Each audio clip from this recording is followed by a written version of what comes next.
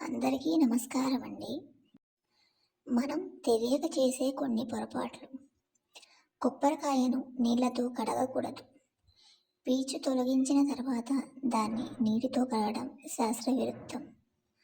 గణపతి ముందు ఆడవారు గుంజీలు తీయకూడదు.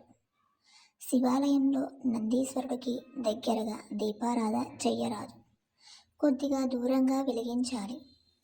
పాడైపోయిన లేదా శిథిలమైన దేవతాపటాలు, విగ్రహాలు ఇంట్లో ఉంచకూడదు. వాటిని కాలువ, నది లేదా సముద్రంలో పారవేయాలి. భోజనం చేసిన తర్వాత అదే బట్టలతో పూజ చేయరాదు. బట్టలు మార్చుకొని మాత్రమే పూజ చేయాలి. Thanks for watching. Please subscribe my channel. Thank you. Please like, share. Thank you.